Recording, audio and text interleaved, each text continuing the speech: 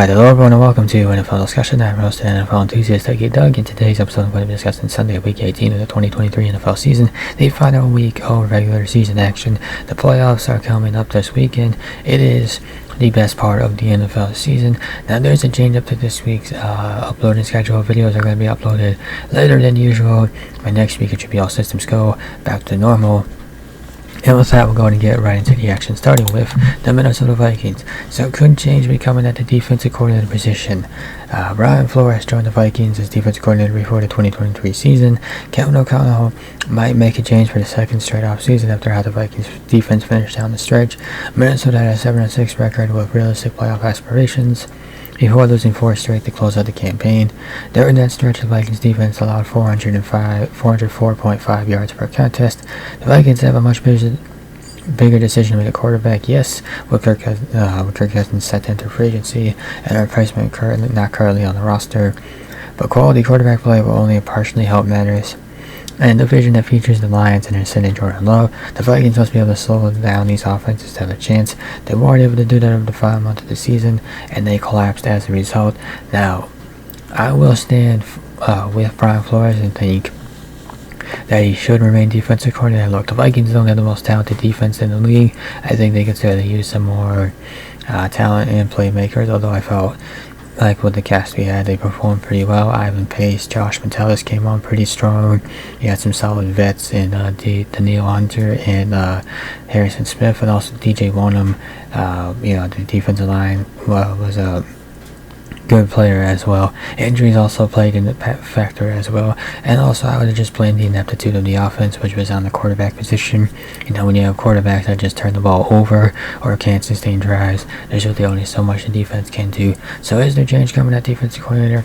I haven't heard, and I don't think it's necessary, so I wouldn't be surprised if things remain the way they are unless Brian Flores gets a head coaching opportunity. Detroit Lions, they played their starters in this game, even though there was no real reason to, and, unfortunately, they won the game. They did lose one of their key guys, and that was Sam Laporta, who goes down with an injury and is likely to miss some time with said injury.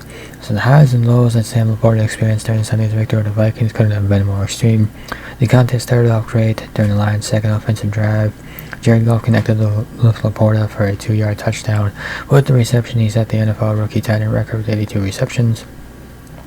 Laporta caught 4 more passes during the contest to reset the number to 86. Unfortunately, he sustained a knee injury in the second quarter and needed to be carted off. His potential loss for the postseason could be devastating, but the Lions must prepare for the possibility of the postseason run without him. Considering the previous note about his record-setting season, Laporta will leave behind a major target share beyond Amon-Ra St. Brown. The tight end was clearly the number 2 target on the offense. In fact, those two both eclipsed 100 total targets this season. Goff targeted backup tight end Brock Wright only 14 times. James Mitchell should also expect a bigger role. The Lions can also rely less on the tight end position and put more of an emphasis on spreading the ball around with the offense. They do have some solid, some options at wide receiver with Jameson Williams and Josh Reynolds, and I think those guys, along with Donovan Peoples-Jones and Khalil Freeman, will have to become bigger contributors. So it is a hit to the offense. I wouldn't expect it to completely derail the offense, but it certainly is losing a key player at the worst time. New York Giants, future does not look bleak for this team. The Giants beat the Eagles on Sunday, and the performance creates some hope for the future. The outcome wasn't a result of the playoff team not playing anyone and a bunch of backups being beaten up. Rather, the Eagles had a division title on the line and simply fell flat on their faces. Conversely, the Giants will go into the offseason on the high from a dominant victory over a division rival. More importantly, signs appear that the team wasn't quite as bad as the 6-11 record indicates. Will certain areas of the roster need to be addressed? Yeah. At the same time, the squad falls somewhere between last year's unit that made the playoffs and this year's version that started the campaign with a 2-8 record. Darius Slayton is an excellent example. The thought of adding more weapons will fill the offseason discourse. Yet give credit to Slayton, who played well in recent weeks with a touchdown grab in 3 straight contests, setting a career high in receiving yardage. Tyrod Taylor showed at times how the offense can operate efficiently, something Daniel Jones should have been taking notes on. New York's offensive line play must improve, and that starts with changing the offensive line coach, who was dismissed after the season. The defense requires some reinforcements and a new DC, as the news just broke right before I started recording that the defensive coordinator Don Wink Martindale just resigned. But the Giants looked like an absolute disaster to start the season, and they ended it by playing their best game. Philadelphia Eagles. Injury and performance concerns cloud their Super Bowl aspirations.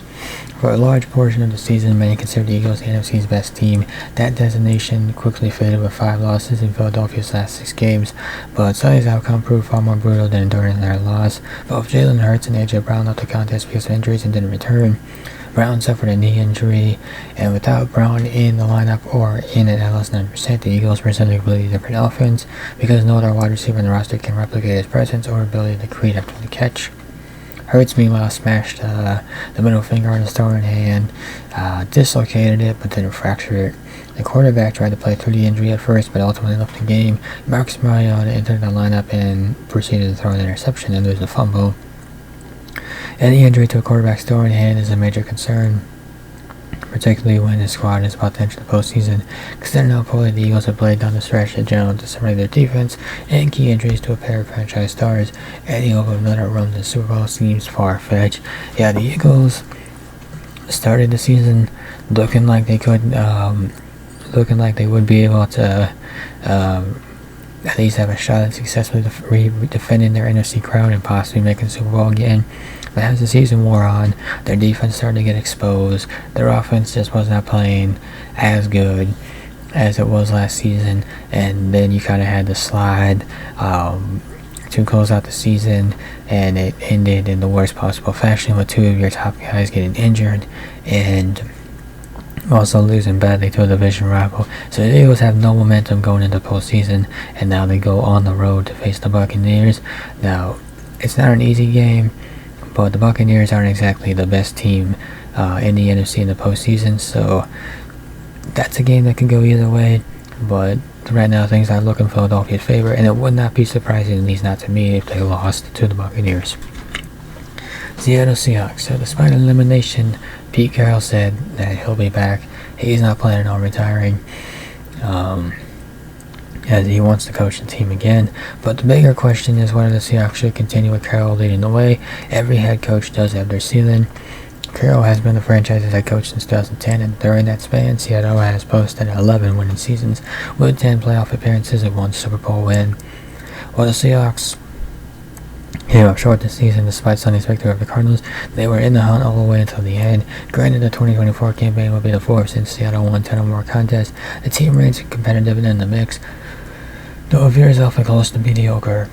2 consecutive strong draft classes, with another possibly on the way, will determine the franchise's long-term future. The Seahawks should remain Carroll's team. A year from now, though, that discussion could be quite different. So, despite not making the postseason, I don't necessarily feel like there's a reason to really change things. I think you could run things back with the same coach, GM, and quarterback. Although it is fair to ask if a ceiling has been quite possibly reached. Has Pete Carroll hit his ceiling in terms of has he done everything? Has he done everything that he can for the Seahawks? Is there any more left he can do for him? Same thing with John Steyer, the GM, and Geno Smith, the quarterback. And lastly, Arizona Cardinals, who learned after this season that not only can you build around Kyler Murray, but you can also build around James Conner. Now, typically, a running back near the age of 30 isn't a priority for any team, but James Conner might be different. Is different. At 28 years old, he established a new career high with 1,040 rushing yards. From a practical point of view, the veteran ball carrier provided the Cardinals with an identity. Since the calendar turned in December, Conner ran for 514 yards, including 150 against the Seahawks. As general manager, Monty Ossenford continues to build around Kyler Murray, which remains the organization's number 1 priority.